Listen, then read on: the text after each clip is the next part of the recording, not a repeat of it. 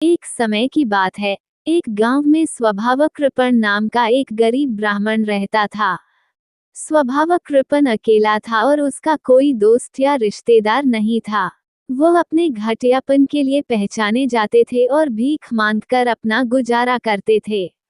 भिक्षा के रूप में जो भी भोजन मिलता था, उसे मिट्टी के बर्तन में सहेजकर अपने बिस्तर के पास टांग देते थे। जब भी उसे भूख लगती, वह बर्तन से कुछ खाना निकाल कर खा लेता।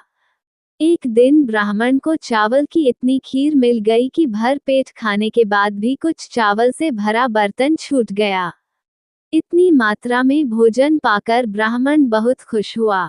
जैसे ही रात हुई, ब्राह्मण अपने बिस्तर पर लेट गया, लेकिन उसकी नजर बर्तन से नहीं हटी। जल्द ही वो गहरी नींद में सो गया। वह स्वप्न देखने लगा कि बर्तन चावल की खीर से भर गया है। उसने सपना देखा कि अगर शहर में खाने की कमी हो जाए, तो वह चावल की खीर 100 चांदी के सिक्कों में बेच सकता है। इस चांदी के पैसे से वह 1-2 बकरियां खरीद लेता। उनके हर 6 महीने में बच्चे होंगे, और जल्द ही वह बकरियों की एक भीड़ हासिल कर लेगा। फिर वह भैंसों और गायों के लिए बकरियों बचेगा। तब वे अपने बच्चों को जन्म देंगी। वे बड़ी होकर खूब दूध देंगी। वह बाजार में दूध का व्यापार करता और दूध से मक्खन और दही बनाता। फिर वह उस मक्खन दही का बाजार में व्यापार करता। इस तरह वो पहले से कहीं अधिक समृद्ध हो जाएगा। इस पैसे से वह एक आयत में 4 घरों वाला एक बड़ा घर खरीद लेगा।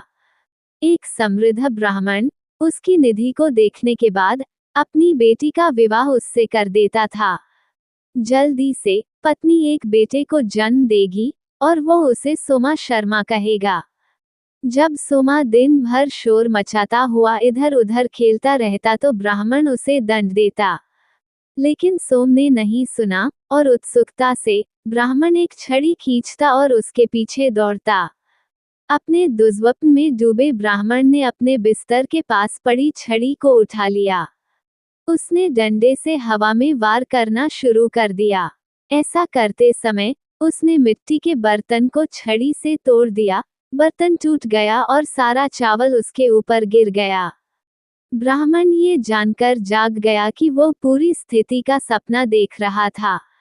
उसके सारे सपने एक ही बार में टूट गए। कहानी की नीति: हमें अकारण ही अधिक स्वप्न नहीं देखने चाहिए और लालचवश व्यर्थ नहीं जाना चाहिए। हमें अपना ध्यान अपने काम पर लगाना चाहिए, न कि अपने